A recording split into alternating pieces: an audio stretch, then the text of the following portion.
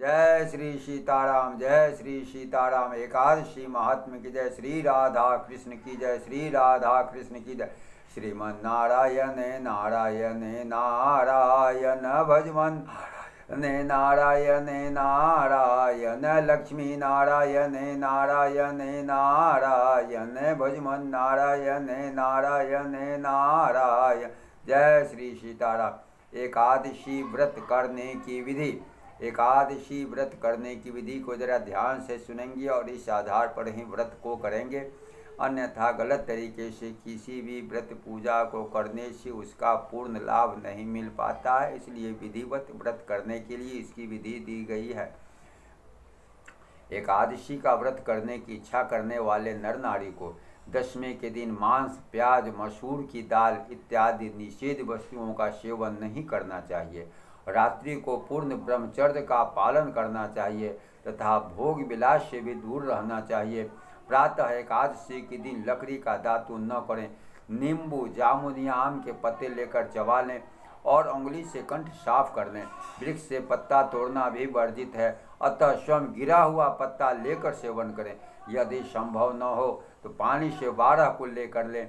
फिर स्नान आदि कर मंदिर में जाकर गीता पाठ करें या पुरोहित आदि से गीता का पाठ सुने।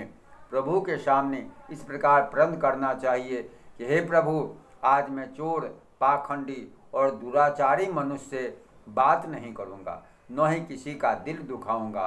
गौ, ब्राह्मण आदि को फलाहार, वान आदि देकर प्रसन्न करूँगा। रात्रि को जागरण कर कीर्तन करूँगा। ओम नमो भगवते वासुदेवाय इस द्वादशाक्षर मंत्र का जाप करूँगा। राम, कृष्ण, नारायण इत्यादि भगवान विष्णु के सहस्त्र नामों को कंठ का भूषण बनाऊंगा, अर्थात इसी का जपता रहूँगा। ऐसी प्रतिज्ञा करके भगवान श्री नारायण का स्मरण कर प्रार्थना करें, हे त्रिलोकीनाथ, मेरी लाज आपके हाथ में है, अतः मुझे इस प्रण को पूरा करने की शक्ति प्रदान करें। यदि भूलवश किसी निंदक से बात कर बैठें तो उसका दोष दूर करने के लिए भगवान श्री सूर्य नारायण के दर्शन कर तथा धूप दीप से श्री हरि की पूजा कर क्षमा मांग लेनी चाहिए। एकादशी के दिन घर में झाड़ू नहीं लगाना चाहिए, क्योंकि चींटी आदि सूक्ष्म जीवों की मृत्यु का भय रहता है। उस दिन बाल नहीं कटवाने चाहिए, न ही अत्यधिक बोलना चाहिए, क्योंकि अधिक बोलने से मुँह से न बोलने योग्य वचन भी निकल जाते हैं। उस दिन यथाशक्ति अन्न का दान करना चाहिए, किंतु स्वयं किसी का दिया हुआ अन्न आदि कदापि ग्रहण न करें। झूठ, कपट आदि कुकर्मों से नितांत दूर रहना चाहिए।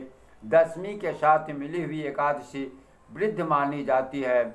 शिव उपासक तो इसको मान लेते हैं, किंतु वैष्णवों को योग्य द्वादशी से मिली हुई एकादशी का ही व्रत करना चाहिए और त्रयोदशी आने से पूर्व व्रत का पालन करें।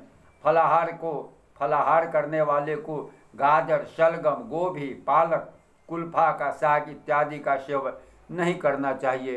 केला, आम, अंगूर, बादाम, पिस्ता इत्यादि अमृत फल जो कहे जाते हैं उसका सेवन करना चाहिए। प्रत्येक वस्तु प्रभु भगवान को भोग लगाकर तुलसी दल छोड़कर ग्रहण करना चाहिए। द्वादशी के दिन ब्राह्मणों को मिष्ठान दक्षिणादि से प्रसन्न कर परिक्रमा ले लेनी चाहिए।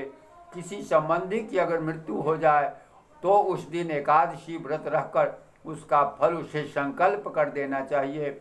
और श्री गंगा जी में अस्थि प्रवाह करने पर भी एकादशी का व्रत रखकर उसका पुण्य उस प्राणी के निमित्त दे देना चाहिए। प्राणी मात्र को अंतर्यामी का अवतार समझकर किसी से छल कपट नहीं करना चाहिए। मधुर वाणी बोलनी चाहिए। अपना अपमान करने या कटु वचन बोलने वाले को भी आशीर्वाद देना चाहिए। भूलकर भी क्रोध नहीं करना चाहिए। क्रोध चांडाल का अवतार है। आप देवता रूप हो, संतोष कर लेना चाहिए। संतोष का फल हमेशा मीठा होता है। सत्य भाषण करना चाहिए। मन में दया रखनी चाहिए। इस विधि से व्रत करने वाला दिव्य फल को प्राप्त होता है। प्रेम से बोलिए श्री एकादशी महात्म की जय। श्री राधा कृष्ण की जय। जय श्री राम, जय श्री राम, जय श्री राम, जय।